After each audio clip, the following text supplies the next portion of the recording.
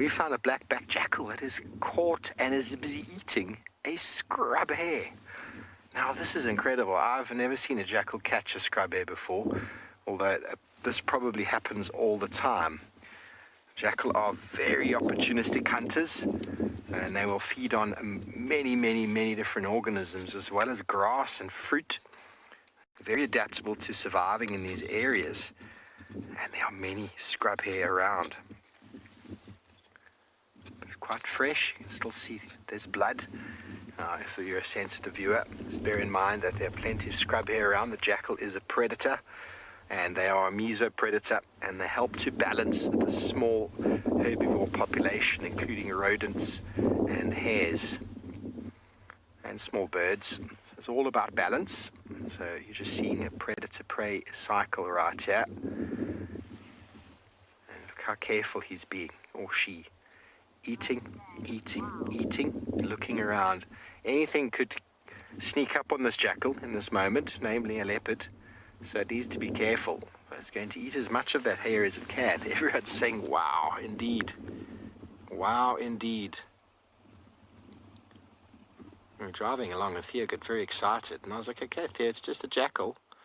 And how cool is this? If you're a sensitive viewer, everybody, bear in mind that you can look away right now. The animal is dead. There's no pain. And this is the circle of life.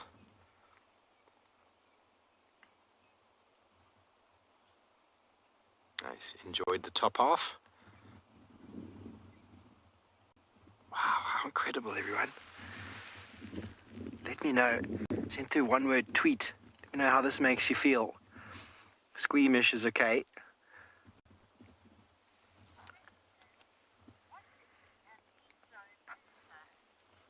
Hello, Lisa. Okay, so out in the landscape, we've got your apex predators. Sorry, Carol wants to know what's a mesopredator. In your landscape, we've got your apex predators, so lion, leopard, hyena. And then mesopredators are essentially the low-order predators. So jackal, if you're in North America, you'd probably think coyote. All of those small little guys, badgers even, I think, to a degree. Predators are in a cascading effect. You don't just have great white sharks, you have a multitude of smaller sharks below the great white and a whole lot of other predators. You don't just have the apex. Same as in birds of prey, you have the apex predators, the massive big eagles, and then you also have the smaller ones underneath.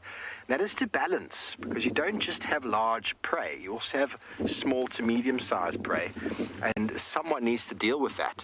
And it's very important to understand the role of mesopredators, remove them from a landscape. For example, it happened in North America. They removed, I think it was coyotes, and he's got the ears.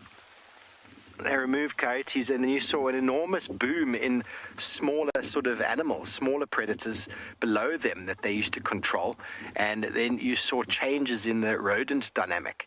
So as soon as you mess with the system, so if we remove jackal, you're going to see an increase in rodents. You're going to see an increase in smaller sort of herbivore mammals that would otherwise be dealt with to a degree.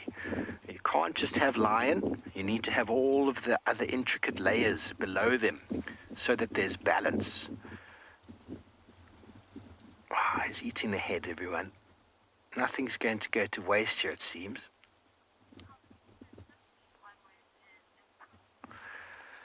So 50, you say impressive. Well, it is a very good one. Scrub hares are very quick, but jackals are also extremely fast.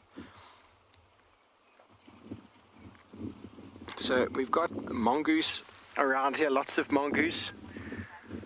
Dissection, Lisa. Dissection. Very slow. This is Trisha's ball game right here when it comes to dissection. So by having the cascading effects of predators, everything in the landscape is balanced. If you remove, as I said, a certain predator species, you're going to see an influx or an increase in one animal species. I think in North America, you saw huge increases in deer because of the removal of wolves.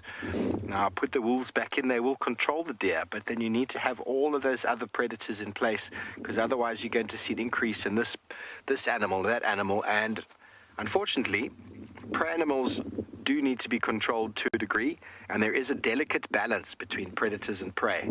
Remove a predator, and a prey animal can get out of control, and it really will change the landscape.